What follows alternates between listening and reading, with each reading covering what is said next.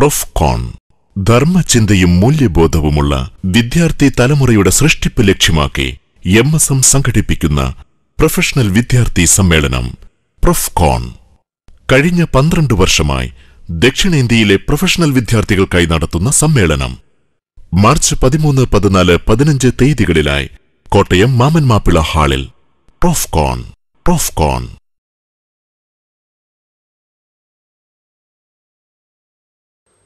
أعوذ بالله من الشيطان الرجيم بسم الله الرحمن الرحيم الحمد لله والصلاة والسلام على رسول الله وعلى آله وصحبه الفائزين برضا الله ومن أحسن قولا ممن دعا إلى الله وعمل صالحا وقال إنني من المسلمين വേദിയിലിരിക്കുന്ന ബഹുമാന്യരെ, പ്രിയപ്പെട്ട സഹോദരന്മാരെ, സഹോദരിമാരെ, അസ്സലാമു അലൈക്കും.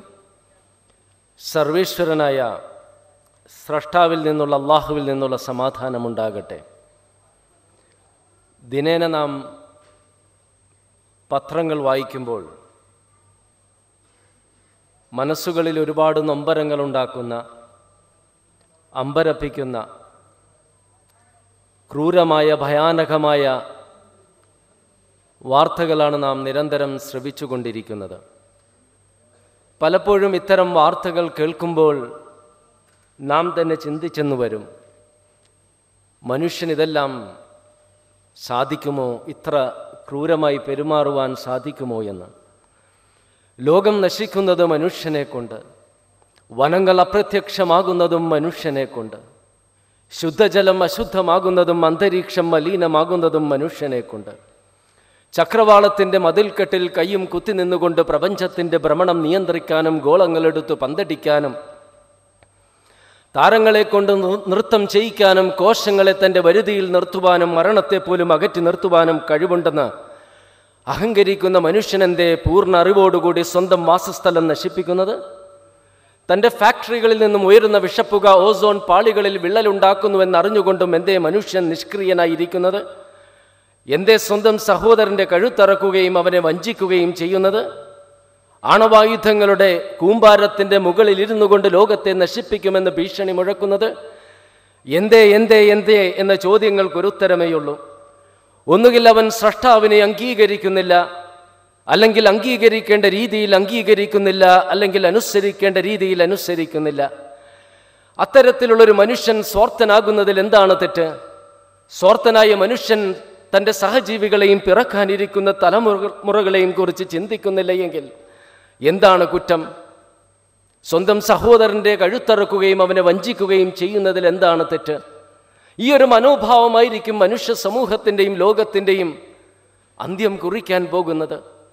ഈ ദുരന്തം സംഭവിക്കരുത് എന്ന് ആത്മാർത്ഥമായി നാം ആഗ്രഹിക്കുന്നുവെങ്കിൽ, നമ്മുടെ പ്രിയപ്പെട്ട പട്ടണങ്ങളും ഗ്രാമങ്ങളും വയലേലകളും ദിവസങ്ങളോളം കത്തരുത് എന്ന് നാം മോഹിക്കുന്നുവെങ്കിൽ, ആന്ത്രാക്സും എബോള വൈറസും എയ്ഡ്സും ഒന്നും മനുഷ്യ സമൂഹത്തിൻ്റെ അന്ത്യം കുറിക്കരുതെന്ന് നാം അഭിലഷിക്കുന്നുവെങ്കിൽ, ഇനിയും കുടുംബങ്ങൾ ശിഥിലമാകരുതെന്നും യുവാക്കൾ മയക്കുമരുന്നിന് അടിമകളാകരുതെന്നും വിദ്യാർത്ഥിനികൾ വിവാഹത്തിന് മുൻപ് ഗർഭവതികളാകരുതെന്നും പിതാവാരെന്നറിയാത്ത സന്താനങ്ങളുടെ ദുരന്തത്തിന് ലോകം സാക്ഷിയാകരുതെന്നും 7-8 വയസ്സുള്ള കുട്ടികൾ കലാലയങ്ങളിൽ തോക്കുമായി ചെന്ന് സഹപാഠികളെ വെടിവെച്ചു കൊല്ലുന്ന ഭയാനകമായ സംഭവങ്ങൾക്ക് അന്ത്യം കുറിക്കണമെന്നും വ്യഭിചാരിണികളെ കൊണ്ട് സമൂഹങ്ങൾ നിറക്കപ്പെടരുതെന്നും ആത്മാർത്ഥമായി നാം ആഗ്രഹിക്കുന്നുവെങ്കിൽ നാം മാറേണ്ടിയിരിക്കുന്നു.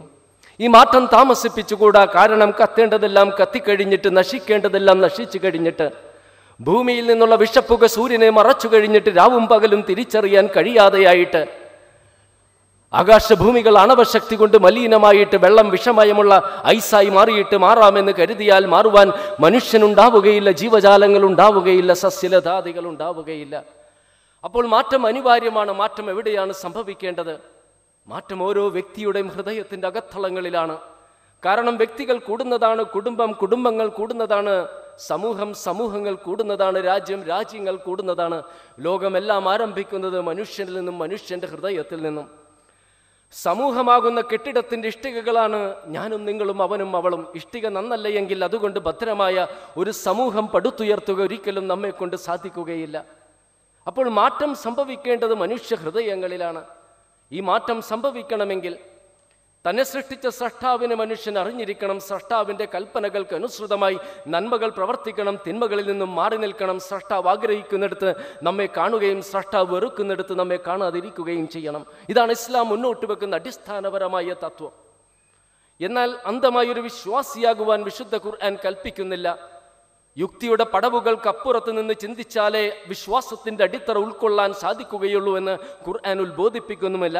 അതുകൊണ്ട് തന്നെയാണ് വിശുദ്ധ ഖുർആൻ ആവർത്തിച്ച് ചുറ്റുപാടുമുള്ള പ്രകൃതി പ്രതിഭാസങ്ങളിലേക്കും മനുഷ്യരുടെയും ജീവജാലങ്ങളുടെയും സസ്യലതാദികളുടെയും ശരീരഘടനയിലേക്കും പ്രപഞ്ചത്തിലേക്കും പ്രകൃതി പ്രതിഭാസങ്ങളിലേക്കും നമ്മുടെ ശ്രദ്ധ തിരിച്ചുവിട്ടുകൊണ്ട് ഇന്ന ഫീ ദാലിക ലആയത്തൻ ലിഖൗമി യതഫക്കറൂൻ, ചിന്തിക്കുന്ന ജനതയ്ക്ക് ഇതിലെല്ലാം ദൃഷ്ടാന്തമുണ്ട് എന്ന് ഖുർആൻ ആവർത്തിച്ച് ഉത്ബോധിപ്പിക്കുന്നത്.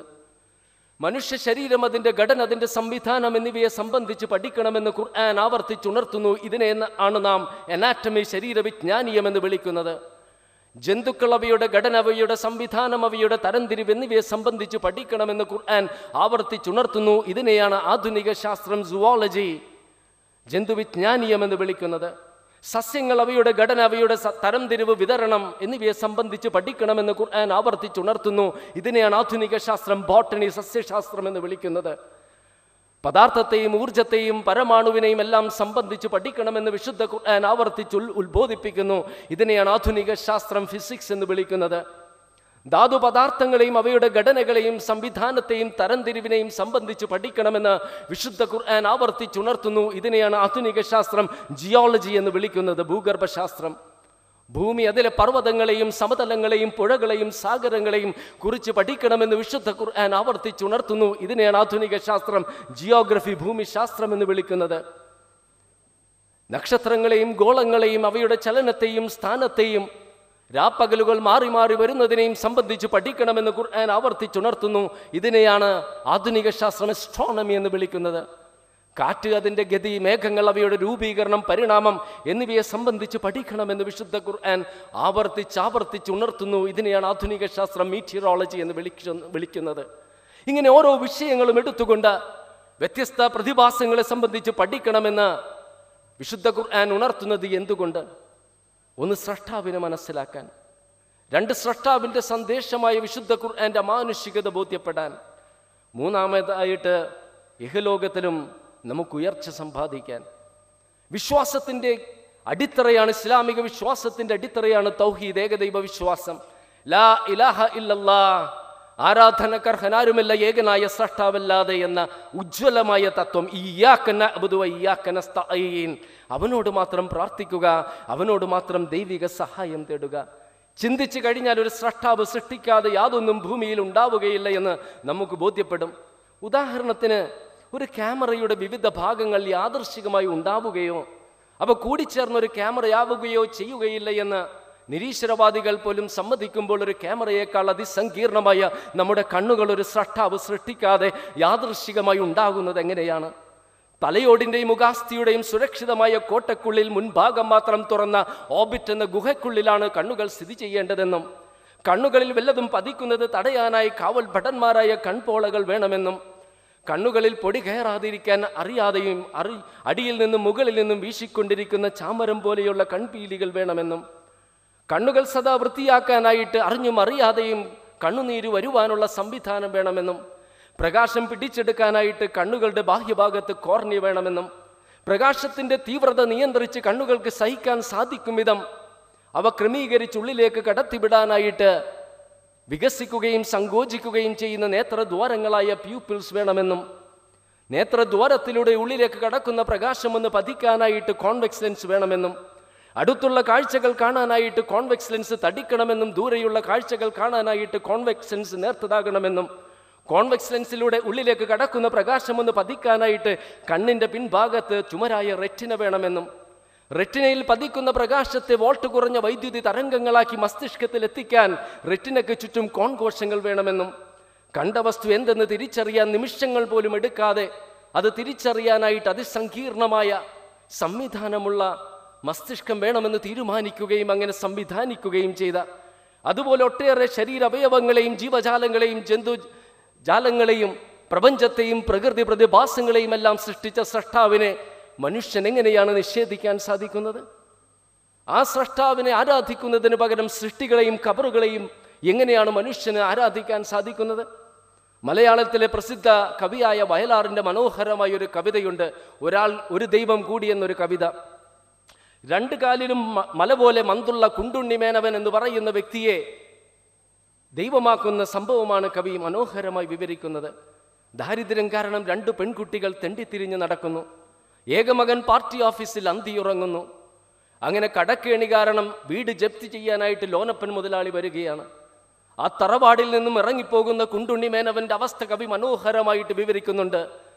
ഒറ്റക്കിറങ്ങി നടന്നു വഴിയിലേക്കൊപ്പം നടക്കുവാൻ തന്നിഴൽ മാത്രമായി.